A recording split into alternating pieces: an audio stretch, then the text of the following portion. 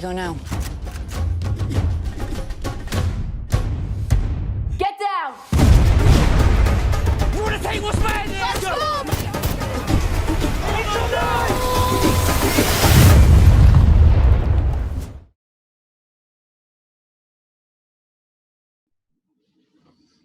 Jessica. Hello, Jim.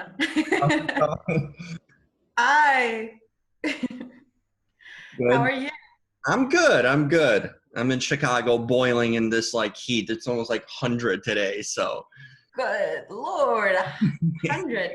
Well, I'm in Cape Town, and I know Oh, it looks really? like I might be summery right now, but I have a blanket, and it's been really cold. So. Wow, the opposite. Hey, can we trade weather? Are you from there or?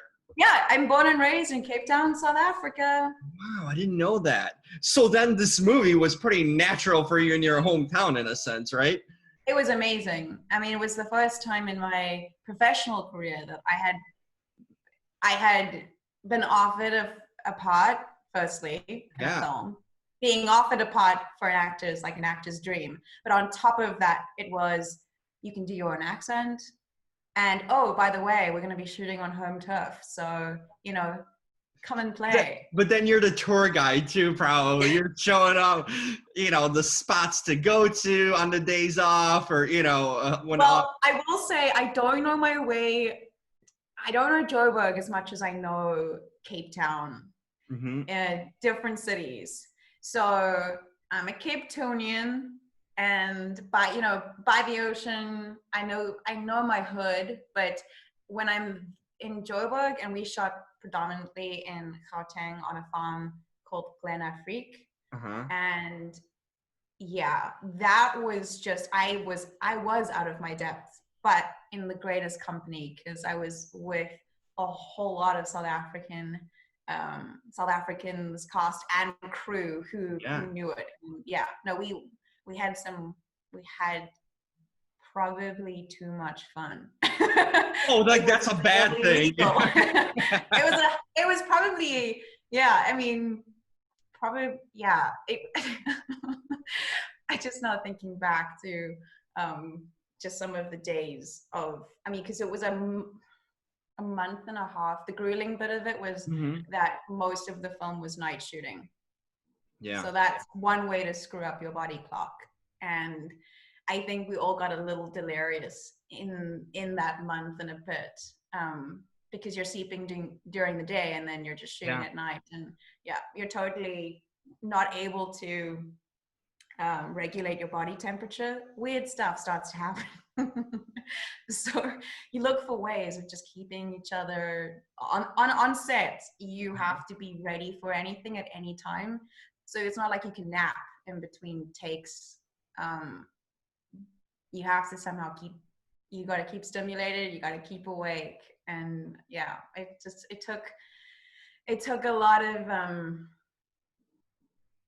energy to adapt fast. But I was in the best company to do so. It seems like it. Plus, you're getting to shoot at CGI tigers, and they're coming after you. Then you're like shooting up a squad, being a mercenary, and all that. I mean, you had stuff going on. Jim, not tigers, lions. We are in Africa. I'm thinking Tiger King. Tiger King. Okay, I am like Tiger King's poisoned my head already. Lions. Man-eating lioness. That's even worse. And we had a croc as well, a crocodile. Yeah. Yeah, no, what I love about, I guess the scope of the film, it feels so great because it's like that real kind of action-packed adventure, but set in like out of Africa, and it really did feel that way. Well, because you have lions out there and crocs and all that. Yeah, right? No, we were shooting. No, but we didn't. The CG. It's quite strange to see a man in a green suit because they haven't yet done the CG. So a lot of it you are imagining it, but I'll never forget the day that we had to hold the baby cubs, the lion cubs. And I mean, you're there and you're thinking, life is really surreal.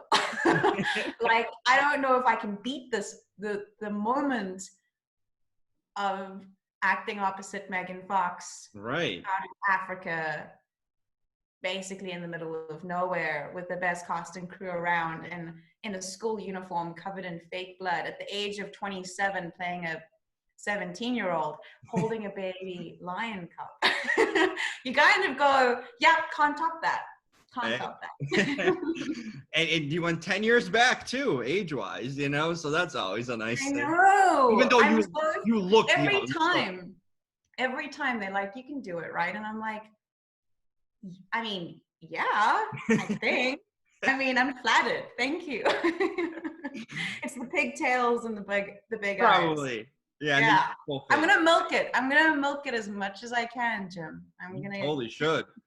What's Megan Fox like? What were you guys doing in your free time? You kind of hanging out offset or non-set? What was that experience like hanging out with her? I mean, the crew's awesome. I talked to Philip last week too, so I mean, it seems like you guys had a great time. I miss them.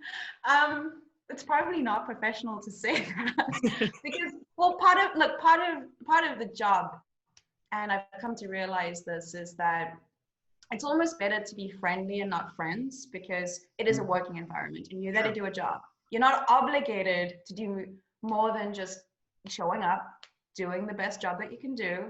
And if you happen to really like them, it's just it's the biggest bonus. And I don't know how I've gotten to be this lucky in my career, where I can't think of one project that I've been a part of that hasn't had the most incredible ensemble cast, where it's like so many different people from so many walks of life have come together in this moment to make this thing.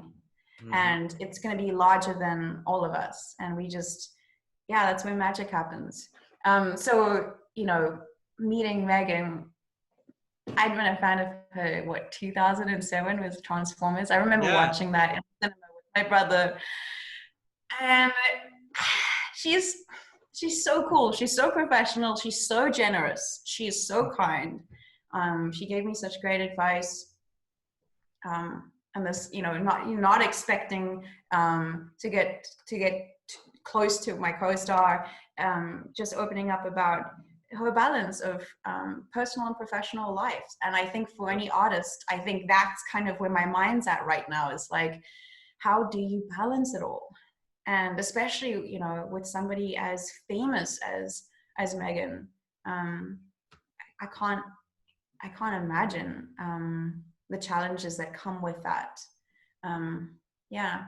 And I think, I don't know, I think a lot of people maybe have an idea of what it would be like to be famous, and then there's the reality of that. And and I think, yeah, hearing about it from so many people now that I've gotten the privilege to work from, I just know that Get ready for it. Get ready for it, Jessica. It's happening. You want to, I don't know how anyone can be ready for it until it happens to you, but I do think it's a part of the business. It's one of the consequences of this business, should I say. Sure. And I think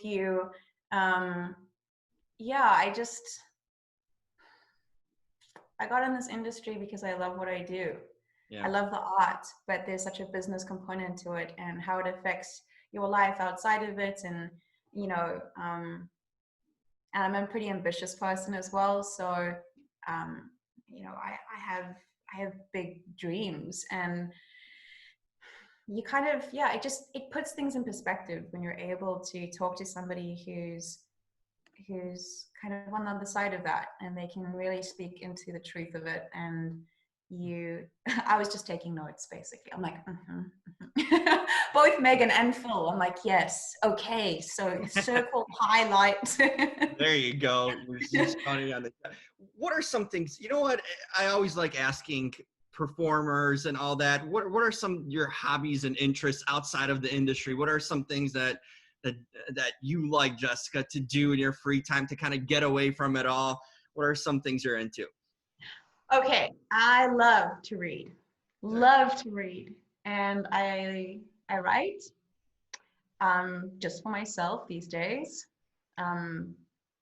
Just like a journal kind of writing, or just like? Yeah, I started, I don't know if you know Julia Cameron's Artist Way, if you've heard of the bestseller Artist Way, and then her sequel to that is Walking in This World. So that's currently,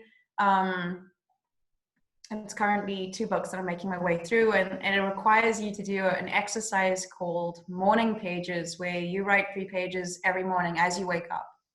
And it's just a stream of consciousness, and it just frees you up, and you kind of you it's not to be read by anyone or even reread by you. It's just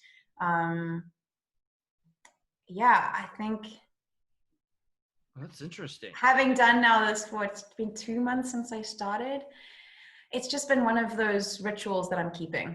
I'm like, this is really good, because I don't know, it's the greatest start to my morning. And I realize that, yeah, I don't know what it is about writing. It's meditative. And I love walking, and I love cooking with my mom, and seeing South African food, or just anything, or?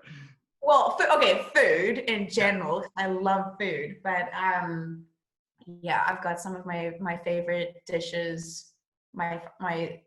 Yeah. I've got some favorite South African dishes that I make, but generally I also love just cooking. If I have a choice between going out to eat or cooking for my friends, it's a hard one. I'm kind of like, no, let's cook.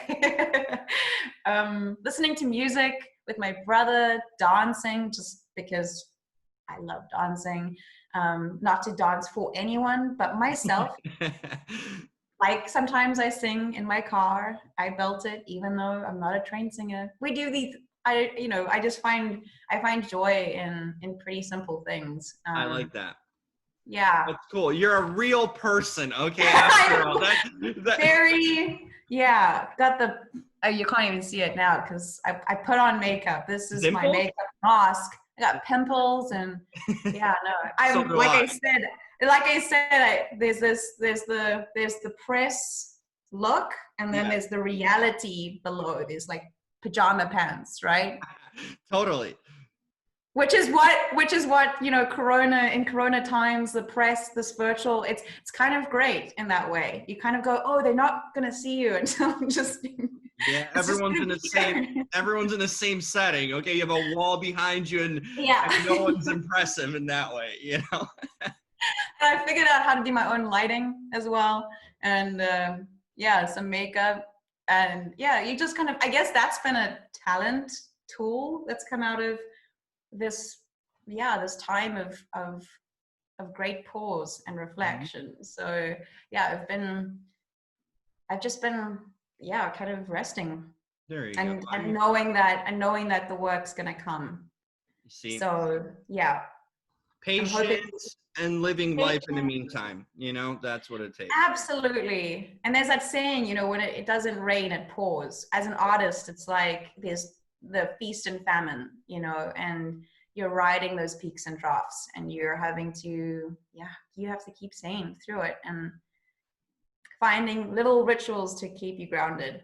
Yeah. There we go. Perfectly said. Well, I had fun talking to you. I know you got to run. I've enjoyed your work. I've enjoyed Kissing Booth and Escape Room. I've seen them all. Motherland. So I've been familiar with you. Do you like the hair color? I want to bounce that off of you just before we go, because it's been really weird. Just seeing what was it? I think on social media, there was a fan account at some point, and they took a screen grab of Escape Room.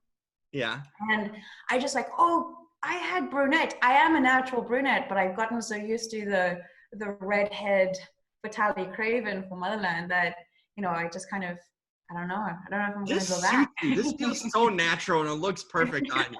It does. It does. It feels kind of more. I was meant to be this redhead.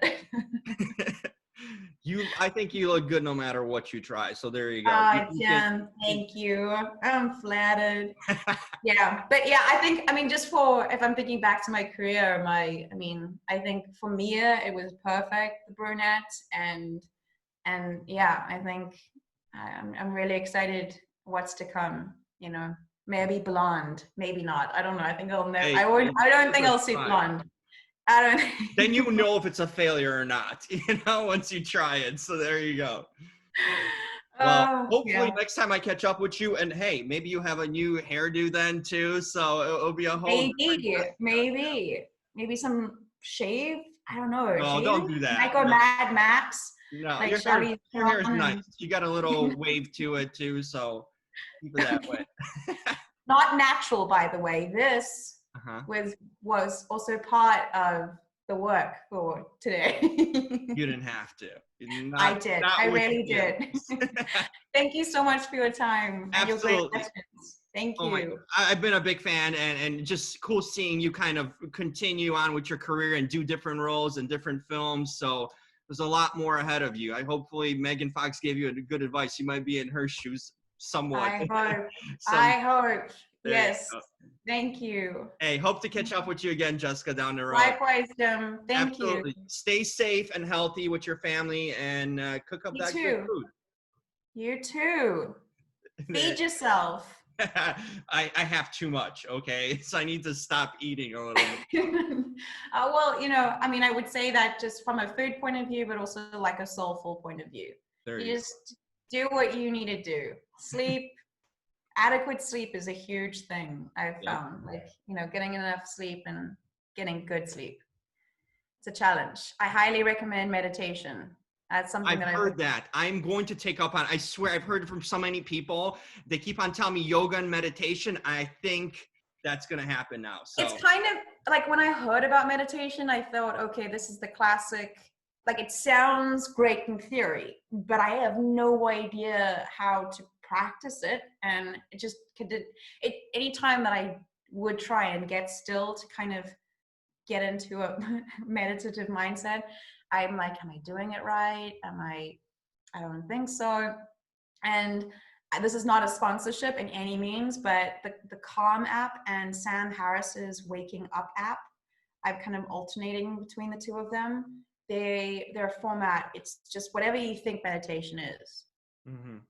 It's just it's so good. It's not, they're not putting on any voices, and there's no like music, and it's stripped down to really the attitude, and I guess paying attention is what meditation actually is. It's just paying attention to one thing.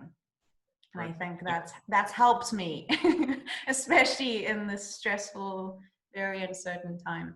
Hey, if I need any advice, I'll reach out to you on social media. You have my number. There you go. And if acting doesn't work out, I think maybe I should, I don't know, go into therapy. You're good as is. All right. Talk soon to you, Jessica. Thanks, Jim. Good connecting. Bye. It was awesome. Bye-bye. Bye. That's in my blood. I never change.